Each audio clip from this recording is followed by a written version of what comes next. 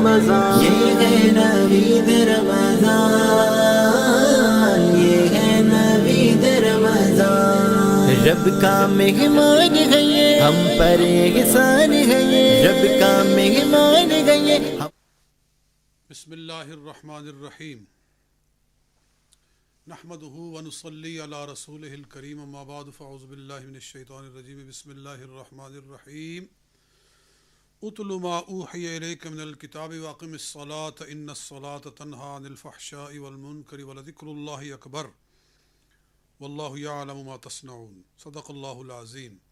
معزز سامعین و ناظرین، آج مسجد میں سورہ عنکبوت کے آخری حصے سے لے کر یعنی 21واں پارہ آج تلاوت کیا گیا ہے، پورا 21واں سپارہ۔ پہلے سوا سپارہ پڑھا جا رہا تھا اور اب سے لے کر ایک سپارہ چل رہا ہے، اور 27ویں رات تک یہ قرآن پاک ہم مکمل کریں گے انشاءاللہ۔ تو آج آغاز یہاں سے ہوا ہے، اتل ما اوحی الیک من الکتاب واقم الصلاۃ، کہ اے کریم محبوب صلی اللہ آپ پر جو کتاب اتاری گئی اس کو پڑھیے اور نماز قائم کیجیے۔ آگے فرمایا کہ بے شک نماز، ان الصلاۃ بے شک نماز، تنہی عن الفحشاء والمنکر، یہ بے حیائی اور برے کاموں سے روکتی ہے۔ بے حیائی اور برے کام، ان دونوں میں فرق کیا ہے؟ الفحشاء اور المنکر۔ الفحشاء وہ برائی ہے جس کو ہر معاشرہ برا کہے، جیسے جھوٹ ہے، جیسے دھوکہ ہے، یہ وہ چیزیں ہیں کہ جنہیں کوئی معاشرہ بھی جائز نہیں سمجھتا۔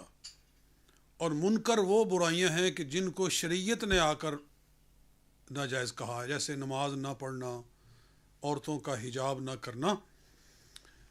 تو فرمایا کہ نماز بے حیائی سے اور برے کاموں سے روکتی ہے، یعنی نماز ایک نسخہ ہے ہماری روحانی بیماریوں کا علاج۔ یہ حکیم مطلق جو اللہ تعالی ہے، وہ حکیم مطلق ہے، اس نے یہ نسخہ، یہ پرسکرپشن تجویز فرمائی ہے کہ ہماری جو بیماریاں ہیں، ہماری جو یہ دل کی علتیں ہیں، روحانی امراض ہیں، ان کو دور کرنے کے لیے اللہ تعالیٰ نے ہمیں نماز کا نسخہ عطا فرمایا ہے۔ آج سوال کرتے ہیں نا کہ جناب نماز بھی کئی لوگ پڑھتے ہیں اور برے کام بھی کرتے ہیں، جھوٹ سے بھی باز نہیں آتے، بے حیائی سے بھی باز نہیں آتے۔ تو اللہ تو فرما رہا ہے کہ نماز ان چیزوں سے روک دیتی ہے۔ تو اس کا جواب یہ ہے کہ جیسے دنیا کے کسی ڈاکٹر کی جو تجویز کردہ دوا ہوتی ہے، اگر اس کو اس طرح نہ کھایا جائے، اس طرح نہ لیا جائے جس طرح حکیم نے کہا ہو، ڈاکٹر نے کہا ہو، تو بیماری جاتی نہیں۔ اسی طرح نماز کو بھی اس کے آداب کے ساتھ نہ پڑھا جائے، نماز کو بھی اس کے احکام کے مطابق نہ پڑھا جائے، تو نماز بھی پھر بے حیائیوں سے روکتی نہیں اور یہ مرضیں جاتی نہیں۔ نماز کیسے پڑھی جائے؟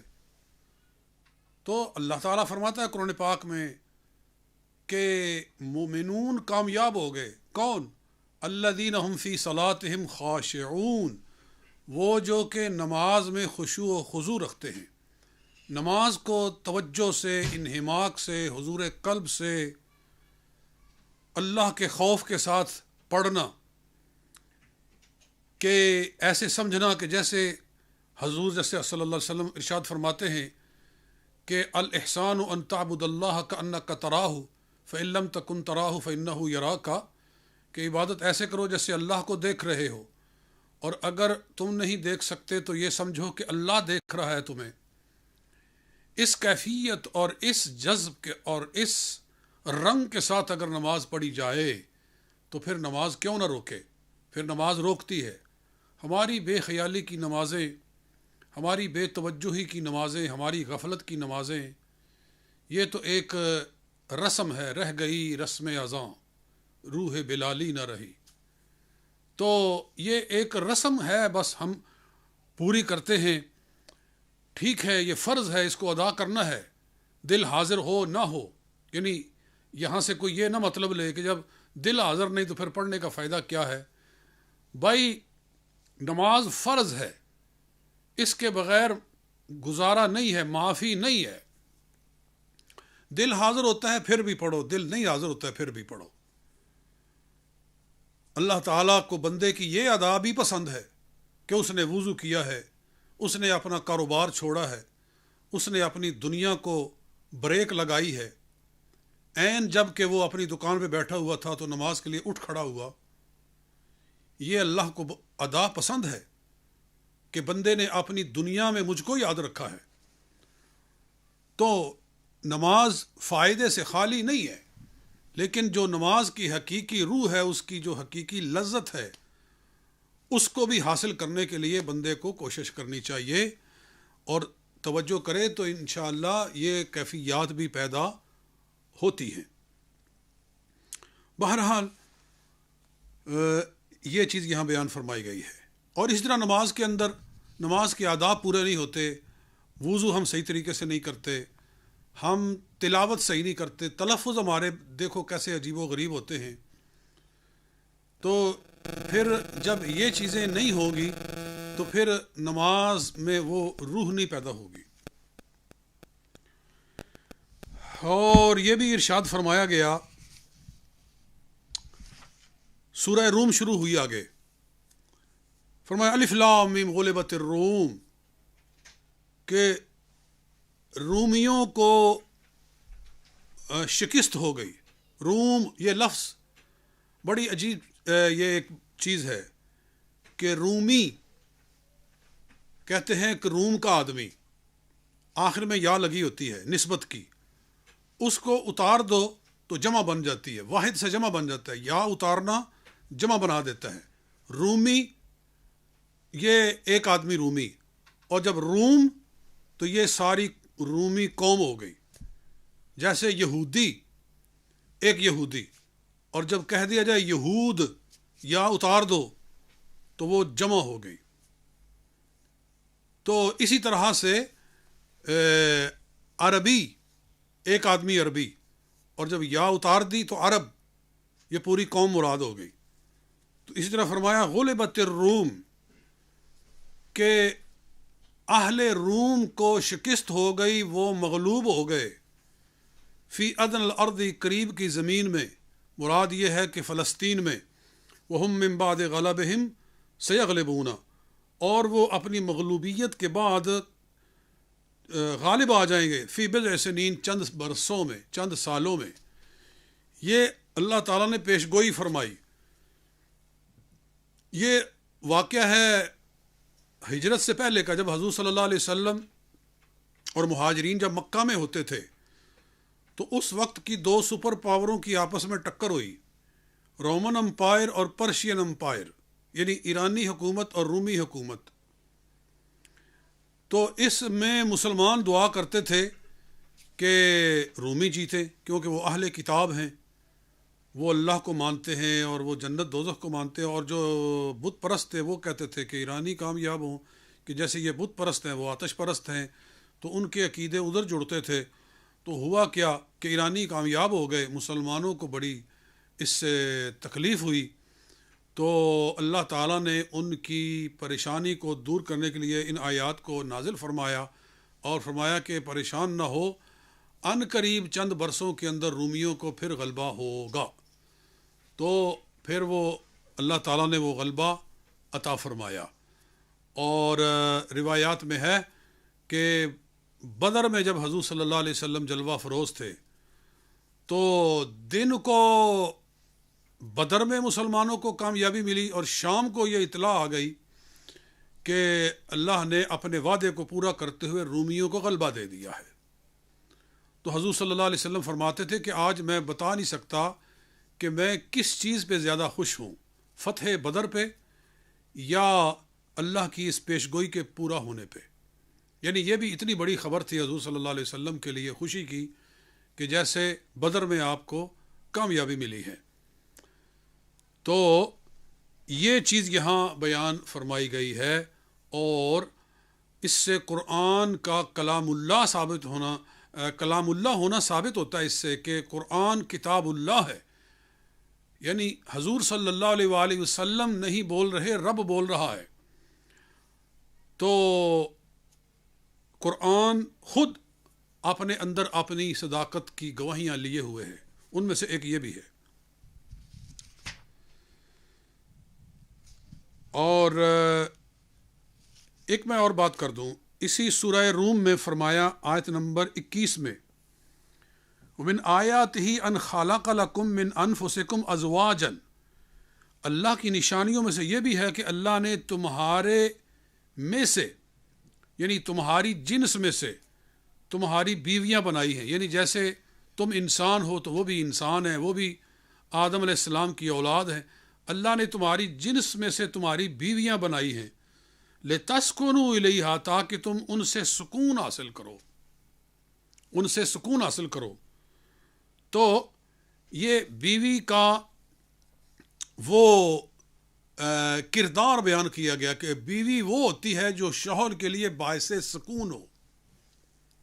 شوہر سارا دن باہر کام کرتا ہے، وہ پتھر اٹھاتا ہے، وہ گرم بھٹیوں میں اتر جاتا ہے، وہ لوگوں کی گالیاں بھی سہتا ہے، وہ لوگوں کی جھڑکیں بھی کھاتا ہے، در در کی خاک چھانتا ہے، اور خون پسینہ ایک کر کے جب رات کو گھر آتا ہے تو بیوی کو چاہیے کہ اس کے لیے پلکے فرش راہ کر دے، تاکہ اس کی مسکراہٹ سے اس کے سارے دن کی تھکن دور ہو جائے. یہ ہے اللہ تعالیٰ فرما رہا ہے لِتَسْكُنُوا إِلَيْهَا، کہ بیویاں ہیں اس لیے تاکہ تم ان سے سکون پاؤ. اور سکون میں یہ چیز بھی شامل ہے کہ وہ بچوں کی صحیح تربیت کرے، وہ بچوں کی صحیح حفاظت کرے، وہ اس کی عزت و ناموس کی حفاظت کرے، اور وہ اس کے مال کی حفاظت کرے، اس کے گھر کی حفاظت کرے. اور اگر وہ گھر ہی میں نہیں تو پھر حفاظت کون کرے گا؟ پھر گھر بھی اللہ کے والے، مال بھی اللہ کے والے، اولاد بھی اللہ کے والے. تو یہ چیزیں یہاں بیان فرمائی کہ تاکہ تم ان سے سکون پاؤ. اور رسول اللہ صلی اللہ علیہ وآلہ وسلم نے ارشاد فرمایا کہ شوہر بیوی کو جب بلاتا ہے اپنی حاجت کے لیے اور وہ نہیں آتی تو ساری رات اس پر اللہ اور فرشتوں کی لعنت ہوتی رہتی ہے. مطلب یہ ہے، یہ وہ سکون ہے کہ جب مرد و عورت ایک ازدواجی تعلق قائم کرتے ہیں تو وہ شیطان کی پہنچ سے دور ہو جاتے ہیں. شیطان ان کو پھر ورغلا نہیں سکتا، شیطان ان کو بہکا نہیں سکتا، ان کو ایک سکون حاصل ہو جاتا ہے. تو یہ چیز یہاں بیان فرمائی گئی ہے. اور اس میں ایک یہ بھی سبق مل رہا ہے کہ مرد بالادست ہے، عورت اس کے تابع ہے، عورت وجہ سکون ہے. تو یہ چیزیں بیان ہوئی ہیں. اور یہ بھی پتہ چلا، آگے فرمایا وَجَعَلَ بَيْنَكُمْ مَوَدَّةً وَرَحْمَةً، اللہ نے میاں بیوی کے درمیان میں مودت اور رحمت بنائی ہے. یعنی میاں بیوی کے درمیان میں محبت ہو تو یہ اللہ کی بہت بڑی نعمت ہے. وہ گھر جنت نظیر ہے جہاں میاں بیوی ایک دوسرے کے ساتھ پیار کرتے ہوں، ایک دوسرے سے محبت کرتے ہوں. تو دوستو یہ باتیں ہیں. اور پھر اللہ تعالیٰ نے یہ بھی ارشاد فرمایا آیت نمبر 41 میں، ظہر الفساد فی البر والبحر بما کسبت ایدی الناس، کہ لوگ جو برائیاں کرتے ہیں ان کی وجہ سے فساد ہوتا ہے سمندر میں اور خشکی میں. خشکی میں بھی اور سمندر میں بھی فساد آتے ہیں. انسانوں کی برائیوں کا اثر خشکی میں بھی ظاہر ہوتا ہے، سمندر میں بھی ظاہر ہوتا ہے. وہ یہ ہے، اس کی ایک مثال یہ ہے کہ جب لوگ برائیاں کرتے ہیں تو اللہ بارشیں روک لیتا ہے، بارشیں رک جاتی ہیں، اور جب بارشیں رک جاتی ہیں تو زمین خشک ہو جاتی ہے، اور سمندر پر بھی بارش برستی ہے تو سمندر خوبصورت رہتا ہے۔ سمندر پہ بارش نہ برسے تو سمندر کی تلخی میں اضافہ ہو جاتا ہے، یعنی سمندر جو ہوتا ہے نا اس کا پانی سخت کھاری ہوتا ہے۔ بارشیں ہوتی رہتی ہیں تو اس کا کھاری پن معتدل رہتا ہے، اور اگر بارشیں نہ برسیں تو اس کا کھاری پن تیز ہو جاتا ہے، اس میں تیزابیت بڑھ جاتی ہے، اور جب تیزابیت بڑھتی ہے تو سمندر کی مچھلیاں مرنے لگتی ہیں، یعنی سمندری جو بحری حیات ہے اس کے اندر فساد آ جاتا ہے، اور انسانوں کی برائیاں اس کا سبب بنتی ہیں۔ یہ چیز یہاں بیان فرمائی گئی ہے۔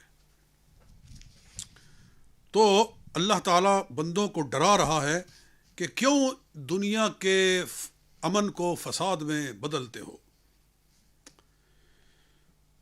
اور پھر سورہ لقمان لے لیتے ہیں۔ سورہ لقمان، اس میں ابتدا میں اللہ نے فرمایا وَمِنَ النَّاسِ مَن يَشْتَرِي لَهْوَ الْحَدِيثِ، کچھ لوگ ہیں جو فضول بات کو خریدتے ہیں۔ فضول بات کو، فضول بات سے تمام مفسرین نے اس جگہ گانے مراد لیے ہیں کہ اس زمانے میں گانے، عورتیں بیٹھ کر گانا گاتی تھیں اور ڈھول ڈمکوں کے ساتھ گانے گائے جاتے تھے اور لوگ ان پر پیسے لٹاتے تھے۔ اللہ تعالیٰ نے فرمایا کہ کچھ لوگ بیکار باتوں کو خریدتے ہیں، تو یہ خدا تعالیٰ کو بات ناپسند آئی۔ فرمایا اولئک لہم عذاب مہین، ان کے لیے ذلت والا عذاب ہے، ذلیل کرنے والا عذاب ہے۔ تو اس سے پتہ چلا کہ گانے سننا یہ عذاب مہین کا سبب ہے۔ میں اس پر تنبیہ کرنا چاہتا ہوں اپنے نوجوان یعنی قوم کے نوجوان افراد کو کہ لوگوں نے اپنی گاڑیوں میں گانے لگائے ہوتے ہیں اور گانے سن کر اپنا سفر طے کرتے ہیں۔ اللہ کے بندو، تم تلاوت سن کے بھی اپنا سفر طے کر سکتے ہو، تم نعت شریف سن کر بھی اپنا سفر طے کر سکتے ہو۔ یہ کیا ہوا کہ گانے کے بغیر تمہیں مزہ نہیں آتا ہے؟ حالانکہ گانے میں وہ سکون نہیں ہے جو تلاوت میں سکون ہے۔ تلاوت تو روح کا سکون ہے۔ یہ جو کہتے ہیں نا موسیقی روح کی غذا ہے، تو مجھے تعجب ہوتا ہے کہ جس کو تلاوت سے سکون نہیں ملتا، جس کو نعت سے سکون نہیں ملتا، جس کو ذکر الہی سے سکون نہیں ملتا، اس کو گانے سے سکون ملتا ہے، تو اس کا مطلب ہے کہ پھر روح ہی کچھ ایسی ہے، کیونکہ جیسی روح ویسی غذا۔ اچھی روح ہے تو اچھی غذا، بری روح ہے تو بری غذا۔ تو توبہ کرو، موسیقی کوئی غذا نہیں ہے۔ موسیقی صرف کان کی لذت ہے، کان کی، کہ کان کو اچھی آواز پسند آتی ہے تو کان کو اچھا لگ رہا ہے۔ اور اگر خدا تعالی ایمان کی حلاوت، ایمان کی لذت عطا فرمائے تو پھر یہ چیزیں اچھی نہ لگیں۔ نبی اکرم صلی اللہ علیہ وآلہ وسلم نے گھنٹیوں کی آواز سنی تو آپ نے کانوں میں جو ہے آپ نے انگلیاں ٹھونس لی۔ یہ صحیح حدیث ہے۔ اور آپ صلی اللہ علیہ وسلم کا ارشاد ہے انما بعثت لمحق المعازف، مجھے اللہ نے ڈھول ڈمکے کو اور میوزیکل انسٹرومنٹس کو توڑنے کے لیے بھیجا ہے۔ میں اس لیے بھیجا گیا ہوں کہ باجے تاجے ڈھول ڈمکے اور وہ ساری چیزیں جن کے ساتھ گانا گایا جاتا ہے میں ان کو توڑ دوں، ان کو مٹا دوں، مجھے اسی لیے بھیجا گیا ہے۔ یہ صحیح بخاری کی حدیث ہے۔ لہٰذا ہمیں ہوش کرنا چاہیے اور اپنے آپ کو سنوارنا چاہیے۔ میں آپ کو ایک مثال دیتا ہوں۔ میں مصر گیا، یہ غالباً 2005 کی بات ہے، یعنی آج سے 15 برس پہلے کی بات ہے کہ میں مصر گیا۔ قریباً میں وہاں نیئرلی 2 ویکس میں وہاں رہا۔ 2 ہفتے میں نے گزارے وہاں، تو دیکھو پوری قوم کا مزاج ہے، بالکل بظاہر سادے سے لوگ، کہ وہ کوئی علماء نہیں ہیں، وہ کوئی چہرے مہرے سے کوئی بڑے کوئی پرہیزگار اور متقی نظر نہیں آتے، کلین شیو ہیں، اور ایسے ہی ہیں لوگ جو ٹیکسی ڈرائیور، ٹیکسی میں ہم آتے جاتے تھے، ٹیکسی لی وہاں پہنچ گئے، ٹیکسی لی وہاں پہنچ گئے، پورے مصر کو ہم نے دیکھا، سیاحت کی۔ تو جس بھی ٹیکسی میں بیٹھے ہیں ہم نے دیکھا کہ ہر ٹیکسی کے اندر بس تلاوت لگی ہوئی ہے، قرآن سن رہے ہیں۔ یعنی مصریوں کو اللہ تعالیٰ نے قرآن سننے کا ایسا شوق لگا دیا ہے، یہ میں نے بہت محسوس کیا۔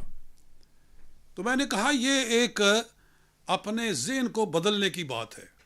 ہمارے ہاں آپ پاکستان میں چلے جائیں تو آپ بسوں میں بیٹھ جائیں، آپ ٹیکسیوں میں بیٹھ جائیں، جہاں بیٹھ جائیں، خال ہی ہے جو آپ کو تلاوت نظر سننے میں ملے، بس گانے چل رہے ہیں، اور عشق مشوقی کی باتیں، بے حیائی کی باتیں، لڑکی لڑکے کی محبت کی باتیں، یعنی کہ جن کو سن کے گھن آئے، جن کو سن کے ناک دم میں آ جائے، اس طرح کی گندی اور غلیظ باتیں وہ پھیلائی جا رہی ہیں، وہ سنائی جا رہی ہیں۔ تو اللہ تعالیٰ نے انہی لوگوں کے لیے فرمایا اولئک لہم عذاب مہین، ان لوگوں کے لیے ذلت والا عذاب ہے۔ بلکہ میں ایک درس دیتا ہوں، میں کہتا ہوں کہ آپ کار چلا رہے ہیں، آپ ڈرائیو کر رہے ہیں، اور ڈیورنگ دا ڈرائیو خدا نخواستہ ایکسیڈنٹ ہو جاتا ہے، گاڑی کہیں آ کے لگ جاتی ہے، کوئی مار دیتا ہے، اور آپ گانا سن رہے تھے، ایسے میں موت آ گئی، تو کیا یہ اچھی موت کی نشانی ہے کہ ایک گندا اور بے حیائی کا بول سنتے ہوئے آپ مرے ہیں؟ انما الاعمال بالخواتیم، حضور صلی اللہ علیہ وسلم کا ارشاد ہے کہ اعمال کا دار و مدار خاتمہ پر ہے، کہ دیکھو مرتے ہوئے کیا کر رہا تھا، اگر اچھا کام کر رہا تھا تو یہ اچھی موت ہے، یہ بخشش کی علامت ہے۔ تو آپ گانا سنتے ہوئے مر گئے، کئی گاڑیاں جو ہیں ایکسیڈنٹ میں لگیں تو پتہ چلا کہ اس وقت گانا چلتا رہا بعد میں۔ اور اگر آپ قرآن پاک سن رہے ہیں، خدا نخواستہ اگر ایسے میں آپ کا ایکسیڈنٹ ہو گیا ہے، جانا تو ہے ہی دنیا سے، اگر آپ قرآن سنتے ہوئے فوت ہو گئے تو یہ آپ کے جنتی ہونے کی نشانی ہے، یہ آپ کے مغفور ہونے کی نشانی ہے۔ لہٰذا میں آپ کو یہ تلقین کر رہا ہوں قرآن پاک کی روشنی میں کہ آپ جب گاڑی میں بیٹھیں تو مستقل طور پر آپ اپنی گاڑی کے اندر تلاوت کو ڈال دیں، سب سے بہتر چیز جو ہے اللہ کا کلام، اس کو ڈال دیں، یا پھر نعت شریف پر جو ہے وہ بھی ٹھیک ہے کہ اس کے اندر بھی دین کی دعوت ہے، سرکار کی محبت ہے، آپ کی غلامی کی باتیں ہیں، بندے کو اللہ کی طرف بلانے والی باتیں ہیں، یا اچھے علماء کرام کے بیانات، مراد یہ ہے کہ دینی موضوعات وہ سنیں تو اپنا اخلاق درست کرے، اپنا ایمان بہتر بنائیں اور اپنی عاقبت کو سنواریں۔ یہ سبق ہے آج کی منزل کا خصوصی، میں نے اس پر تھوڑا زور دیا ہے۔ اور حضرت لقمان ایک ولی اللہ تھے، انہوں نے اپنے بچے کو جو نصیحتیں فرمائی اللہ نے وہ بیان فرمائی ہیں، یعنی بتایا ہے کہ اولاد کی تربیت کس طرح کرنی چاہیے۔ اور پہلے اللہ نے والدین کا حق بیان کیا، وَوَصَّيْنَا الْإِنسَانَ بِوَالِدَيْهِ، ہم نے انسان کو اس کے ماں باپ کے بارے میں وصیت فرمائی، کس چیز کی؟ اچھائی کی۔ اور آگے فرمایا کیوں؟ حملتہ امہ وہنا علی وہن، کہ اس کی ماں نے اسے ضعف پہ ضعف سہ کر جنا ہے، تکلیف پہ تکلیف برداشت کر کے اس کو جنم دیا ہے۔ وفصالہ فی عامین، اور پھر 2 برس تک اس کو دودھ پلاتی رہی، 2 برس میں اس کا دودھ چھڑایا گیا، یعنی اپنا خون جگر پلاتی رہی. ماں جو دودھ پلاتی ہے تو وہ اپنا خون پلاتی ہے، کیونکہ جو دودھ ہے وہ خون سے نکلتا ہے، اور اس پہ پھر عورت کو کمزوری آتی ہے. بلکہ جب ماں دودھ پلاتی ہے تو اس میں خود اس کو پھر بھوک لگتی ہے، اور بعد میں کچھ کھائے نہیں تو پھر اس کی طبیعت بگڑتی ہے.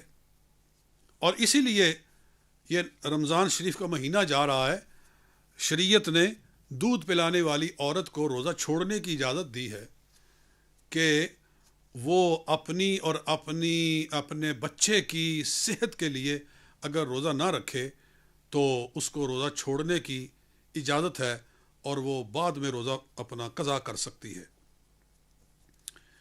تو اللہ رب العزت نے یہ چیزیں ارشاد فرمائی ہیں کہ ماں نے اس کو تکلیف پہ تکلیف سہ کر جنا ہے، اور حملتہ امہ، اس کو ماں نے اپنی پیٹ میں اٹھایا ہے. ہاں، حملتہ کا مطلب ہوتا ہے کہ ماں نے اس کو اپنے پیٹ میں تکلیف پہ تکلیف سہ کر اٹھایا، یعنی اس کے لیے چلنا مشکل ہو گیا، اس کے لیے کروٹ لینا مشکل ہو گیا. جب ماں کے پیٹ میں بیبی ہوتا ہے تو بیچاری آرام سے سو نہیں سکتی، پہلو بدل نہیں سکتی، سیڑھیاں چڑھنا سیڑھیاں اترنا اس کے لیے مشکل ہو جاتا ہے، اس کا نظام ہضم خراب ہو جاتا ہے.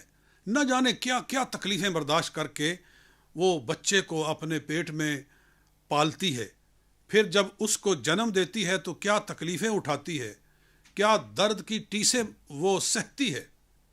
جیسے وہ ایک حدیث ہے کہ ایک شخص کہتا ہے کہ یا رسول اللہ صلی اللہ علیہ وسلم، میں نے اپنی ماں کو اپنے کندھے پہ بٹھا کے اس حال میں حج کروایا کہ سخت گرمی تھی، کہ جس گرمی میں اگر گوشت بھی رکھا جائے سورج کے سامنے تو وہ پک جائے. ایسی گرمی میں نے اپنی والدہ کو حج کرایا کندھے پہ بٹھا کے، تو میں نے ماں کا حق ادا کر دیا. رسول اللہ صلی اللہ علیہ وسلم نے فرمایا لعلہ کان نزغۃ من نزغات ولادتک، کا ممکن ہے کہ تجھے جنتے ہوئے ماں نے جو درد کے جھٹکے برداشت کیے تھے ان میں سے کسی ایک جھٹکے کا بدلہ ہو گیا. یعنی تو سمجھتا ہے کہ میں نے ماں کا حق ادا کر دیا، تو نے اپنی ولادت کے وہ جو جھٹکے تیری ماں نے سہے تھے ان میں سے ایک جھٹکے کا بھی حق نہیں پورا ادا ہوا، اور تو کہہ رہا ہے کہ میں نے ماں کا حق ادا کر دیا ہے. تو یہ نہیں ہو سکتا. یہ چیزیں دوستو یہاں بیان ہوئی ہیں. اور پھر فرمایا وَفِصَالُهُ فِي عَامَيْنِ، اور 2 برس تک پھر دودھ پلاتی رہی. فصال کا مطلب ہوتا ہے چھڑانا، یعنی 2 سالوں میں دودھ چھڑایا گیا. انشکر لی وَلِوَالِدَيْكَ، لہٰذا میرا شکر کر اور اپنے والدین کا شکر کر. یعنی رب کے شکر کے بعد تجھ پر والدین کا شکریہ ضروری ہے. دیکھیے اللہ تعالیٰ نے ہر جگہ قرآن پاک میں اپنے حق کے بعد والدین کا حق بیان کیا ہے. یہاں فرمایا انشکر لی ولوالدیک، اور دوسری جگہ فرماتا ہے کہ وَقَضَىٰ رَبُّكَ أَلَّا تَعْبُدُوا إِلَّا إِيَّاهُ وَبِالْوَالِدَيْنِ إِحْسَانًا، اللہ کے سوا کسی کی عبادت نہ کرو اور والدین کے ساتھ بھلائی کرو. تو کاش کہ ہر شخص والدین کے مقام کو سمجھ سکے کہ رب العالمین کس طرح ان کا مقام بیان فرما رہا ہے. اور یہ چیزیں حضرت لقمان کی مزید جو نصیحتیں اپنے بچے کے لیے وہ ساری یہاں بیان کی گئی ہیں. میں وقت کے اختصار کو ملحوظ رکھتے ہوئے بات کو آگے لے کر چلتا ہوں. سورہ سجدہ آ گئی، آگے الف لام میم سجدہ آ گئی. تو سورہ سجدہ میں رب پاک نے رات کو اٹھنے کی فضیلت بیان کی ہے، تہجد کی نماز کے بارے میں.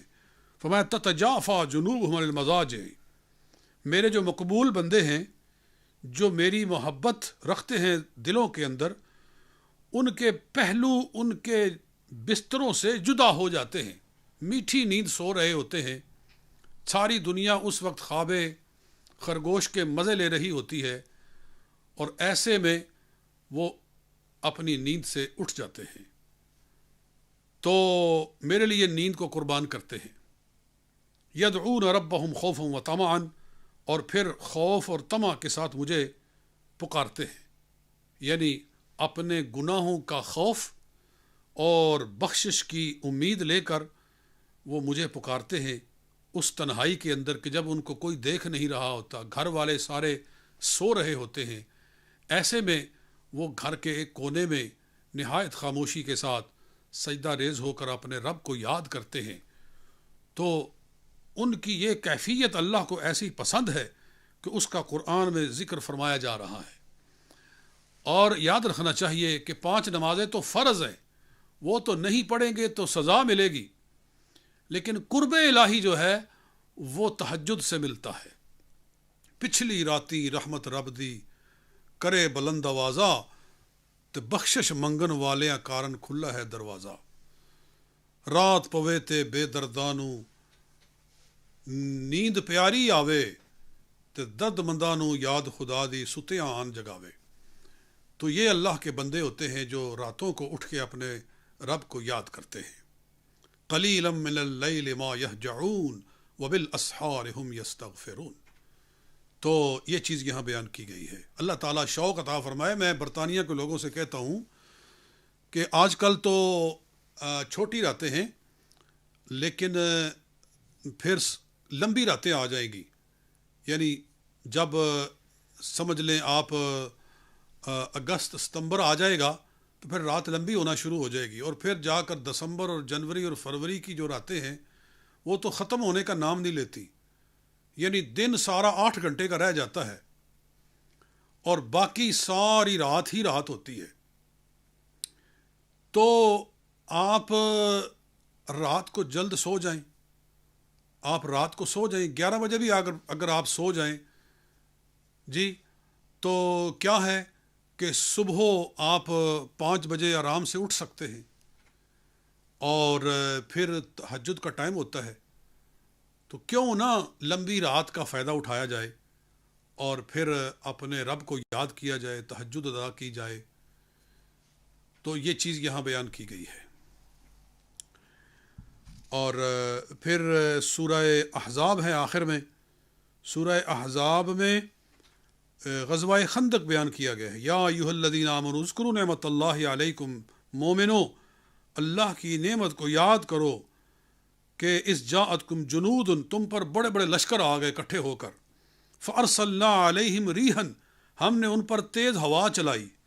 وجنودا لم تروہا، اور وہ لشکر بھیجے جو تم دیکھ نہیں سکتے، یعنی فرشتے وہ آئے اور ہوا میں اڑا کے رکھ دیا گیا سارے لشکر کو، جو کئی ہزار کا لشکر تھا اللہ نے ہوا میں اڑا دیا.